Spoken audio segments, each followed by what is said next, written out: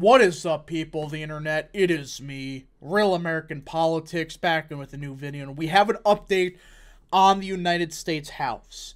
I know I did a video on this a couple days ago, but I think this is quite important to discuss the update in the U.S. House. So there's been a couple more races called, and I have good news, folks. It's looking more and more like Republicans will get that elusive House majority.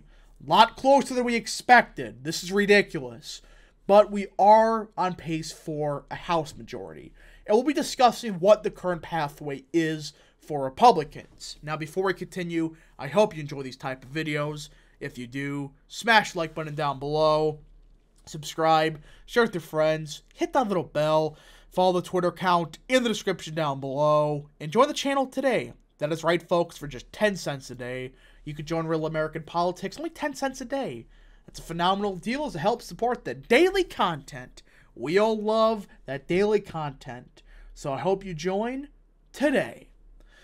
Alright, folks, let's get into this quick House update. Then we got to discuss Georgia. That's probably the next video, discussing the Georgia runoff. So, the House is currently still theoretically undecided, or undeciphered who's going to actually win the House.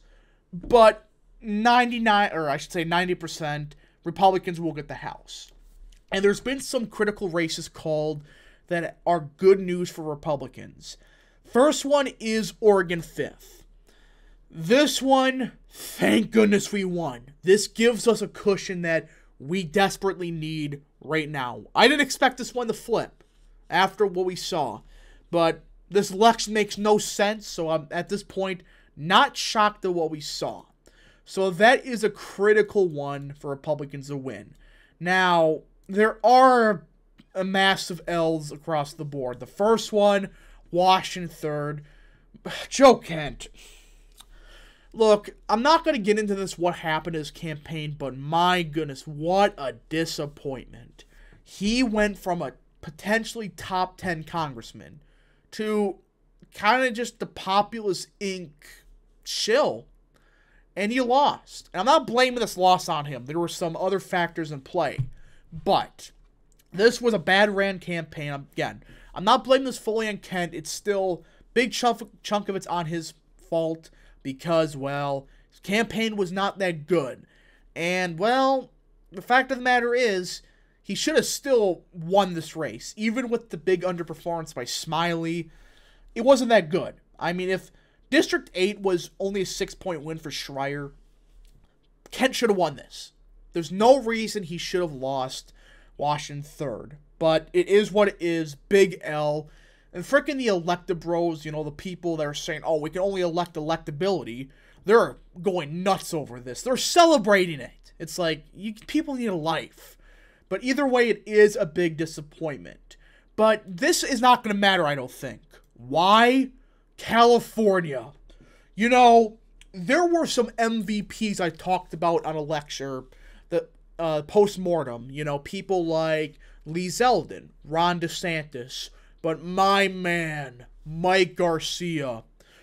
I don't know how you do it, but you beat the Democrats at their own game. You know what I'm talking about? You know, Democrats, how they find votes. I'm not alleging anything. They legally can do it in California. Well, I swear, every time they find 500, bam, the Garcia team finds 500 more.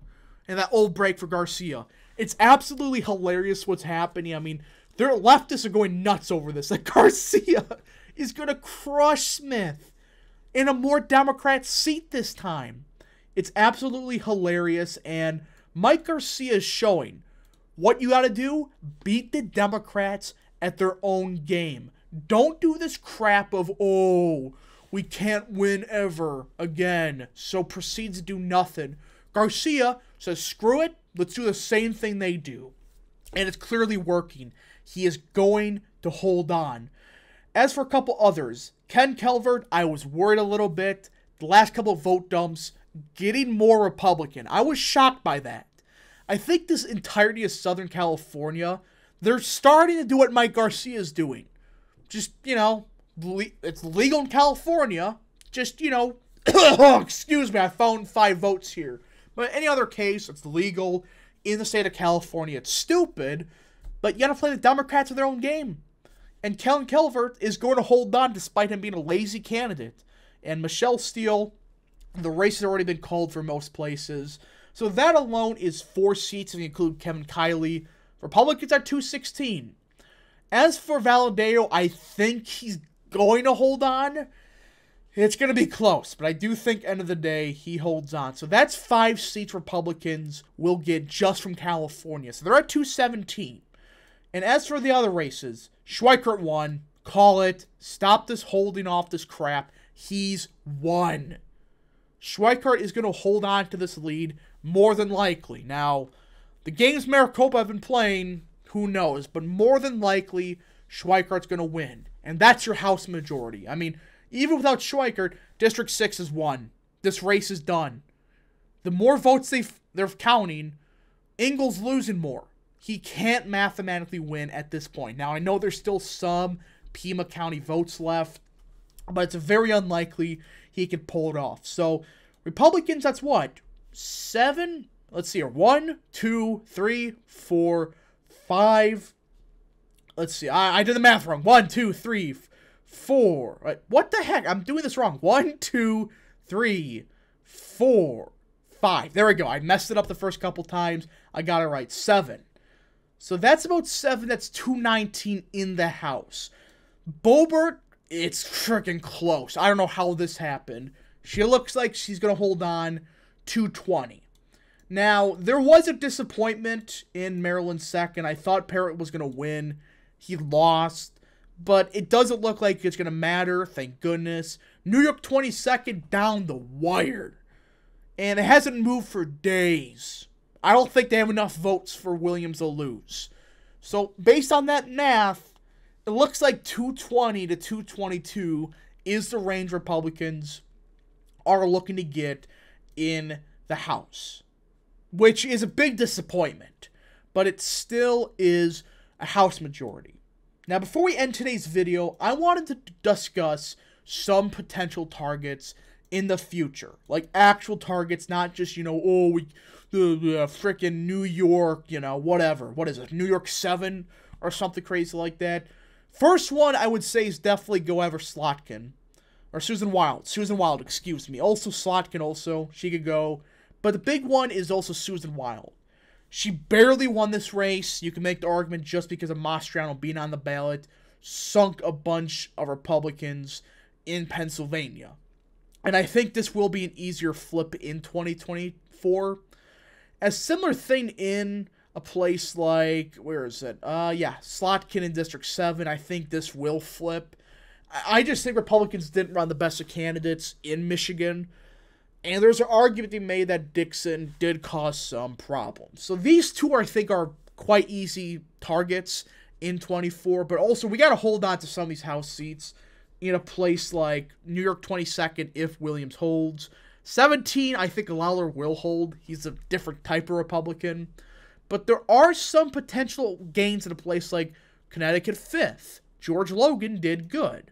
So this is just a quick, look at the future. What are some pickoffs? Maybe New Mexico 2nd. Harrell, I think, got screwed. A place like Nevada 4th. And in Nevada, you got to start playing their games. Stop doing this crap of, we'll just sit back and do nothing. No. Do the same things Democrats do. So there's just some early potential pickup opportunities in the future that I do think we have to invest in.